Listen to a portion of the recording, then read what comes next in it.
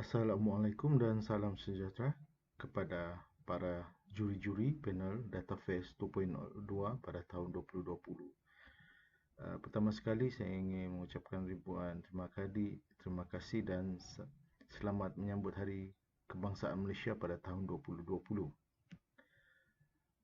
Untuk permulaan, saya mewakili daripada kumpulan ikan daripada Kor Nelayan akan buat pembentangan mengenai tajuk dashboard Banjir Tracker. Okey, Banjir Tracker bertujuan ialah sebuah dashboard yang disediakan untuk kegunaan jabatan agensi orang awam, penggunaan perusahaan perikanan, perusahaan pertanian dan pelancongan dalam dan luar negara bagi mendapatkan perkembangan terkini tentang situasi dan lokasi banjir di Malaysia. Selain itu juga sebagai rujukan mengumpul data untuk kegunaan analisis lanjut.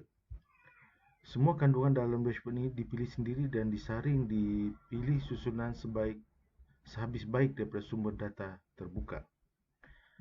Manfaat projek dashboard. Banjir Tracker berupaya memberi manfaat kepada 3 sektor utama. Yang pertama adalah kerajaan dan korporat membantu dalam merancang, mengenal pasti dan membuat keputusan dalam membuat sesuatu projek, program dan perniagaan. Mengelak salah pilih lokasi untuk sebarang projek pembangunan manfaat orang awam.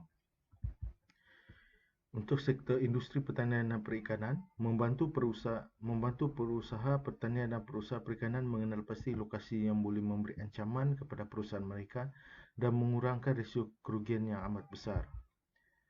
Industri pelancongan yang ketiga, membantu para pelancong dalam dan luar negeri untuk mengenal pasti kedudukan lokasi banjir yang berisiko tinggi dan seterusnya mengelak melewati kawasan-kawasan tersebut. Membantu para pelancong untuk mengelak terperangkap di dalam situasi banjir besar. Untuk yang keempat, sasaran projek dashboard. Projek Banjir Tracker ini mensasarkan kumpulan seperti berikut: jabatan dan agensi kerajaan, syarikat korporat, pengusaha pertanian, pengusaha perikanan, para pelancong dan orang awam. Itu dashboard Banjir Tracker.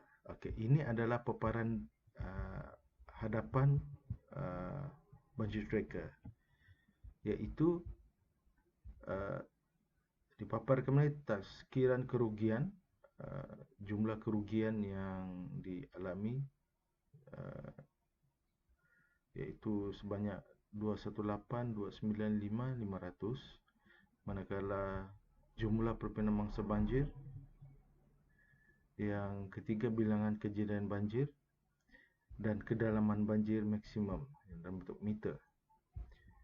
Untuk jadualnya pula, jumlah banjir kilat mengikut negeri. Maksudnya di Sarawak digambarkan Sarawak mengalami banjir kilat yang terbanyaklah di negeri Malaysia. Manakala Sabah menduduki tempat yang ketujuh, iaitu banjir kilat yang direkodkan hanya ada 62. Namun begitu, walaupun Sabah direkodkan mengalami banjir kilat hanya sekitar 62 kejadian, namun jumlah kerugian yang dialami oleh negeri Sabah adalah yang paling tertinggi, iaitu sebanyak 122,450 bersamaan 56.1%, berbanding dengan negeri Sarawak yang direkodkan mengalami banjir kilat sebanyak 164, tapi jumlah kerosakan tu tidaklah setinggi negeri Sabah. Mungkin faktor dia ni ada faktor-faktor seperti projek aquaculture di negeri Sabah ni banyak, sangkar ternakan ikan yang mempunyai nilai yang sangat tinggi. Yang di bawah ada lokasi banjir mengikut negeri secara Google Map lah. Kita boleh nampak bubble-bubble kedudukan di negeri Sabah, pecahan dia, kedudukannya. Macam ni. Tambunan, Tuaran. Kalau untuk di Semenanjung Malaysia. Kita boleh nampak dia punya taburan secara Google Map. Seterusnya kita ke page yang seterusnya, iaitu jumlah tazkiran kerugian mengikut negeri-negeri di Malaysia. Jumlah tazkir kerugian bersamaan 218.3 juta. Jumlah perpindahan mangsa banjir yang terlibat sebanyak 468,278 orang. Berikut merupakan jadual tazkiran kerugian. Yang pertama, bilangan kajian banjir, jumlah perpindahan mangsa banjir, purata hujan harian, tazkiran kerugian dan tempoh banjir. Okey. Seterusnya ini Bachat dan ini Selangor terbesar. Ini negeri, ini kita boleh filter lah. Contohnya negeri Sabah. Kita ambil negeri Sabah.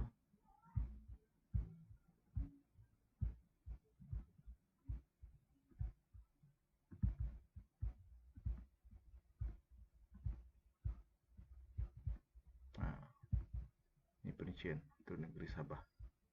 Bilangan kajian banjir 13, jumlah perpindahan mangsa banjir sebanyak 8,059 orang, purata hujan, ni tazkiran kerugian, ni tempoh banjir selama 7 hari lah.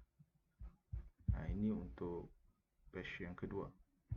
Seterusnya, ini kejadian banjir besar di Malaysia dari tahun 2010 hingga 2014. Ini kejadian besar di seluruh Malaysia. Ini table, represent dalam bentuk table dan tarikhnya pada tahun, negeri-negeri yang terlibat, mana-mana daerah. Di bawah adalah Google Map. Kita select by year, kita ambil yang terkini lah pada 2014. Kita nampak ketaburan dan maklumat mengenai banjir besar di Malaysia. Di Sabah pada tahun 2011 adalah di Tenom. Boleh nampak di Tenom tu. Contoh mana Sabah tu. Tenom pada 2014 pada bila ni? 2012. Paras air paling tertinggi pada 2.5. Okey. Yang seterusnya, ini kawasan hotspot banjir kilat di seluruh Malaysia. Okey, keutamaan ini. Ini taburan. Okey, begitu juga kita boleh pilih mana Sabah. Okey. Kita boleh buat perbandingan perbandingan Sabah, Sarawak dan Pulau Pinang.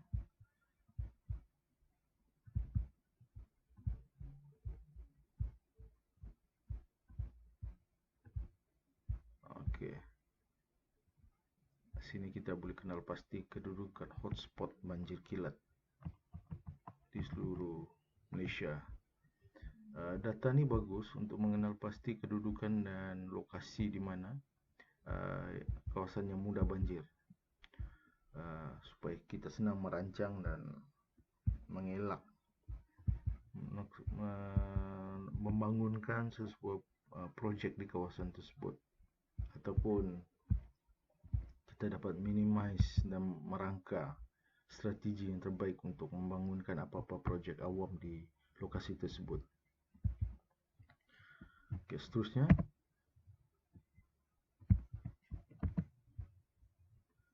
luasan lembangan sungai dan purata hujan di Malaysia. Ini present dalam bentuk table dan graf ni. Okey. Negeri, nama lembangan sungai dan lembangan sungai, okey, dan keluasan dia. Ini manakala purata. Di Sabah, purata hujan adalah 13,000.22.3. Sarawak purata 16,705.61. Begitu je dengan negeri lain. Okey, seterusnya, paras air hujan dari tahun 2010 hingga 2015 dan bilangan mangsa banjir. Lelaki telah direkodkan pada tahun tersebut lebih kurang 50,133, manakala perempuan sebanyak 56,459. Jumlah keseluruhan paras air adalah direkodkan seperti berikut. Kelantan, lelaki, perempuan, Sabah mana? Okey, untuk Sabah, lelaki sebanyak 2,547, perempuan 3,492. Kedah 3,000. Ni jumlah mangsa banjir lah yang telah direkodkan. Okey, tahap kebersihan sungai di Malaysia. Ini rekod-rekod tahap kebersihan di Malaysia. Kalau berdasarkan ukuran terbersih adalah Pahang 9, iaitu Sungai Pahang.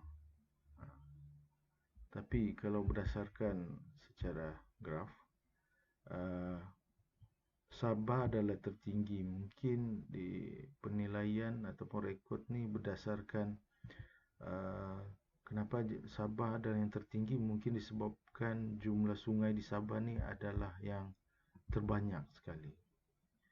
Berdasarkan rekod table kita boleh perhatikan Sabah banyak sungai. Tengok sampai Sungai Moyong, Sapi, Segama, Silabukan, banyak sungai di Sabah. Jadi Sabah jadi kalau digrafkan, diplot secara graf adalah yang tertinggi. Ini adalah page yang terakhir dan balik di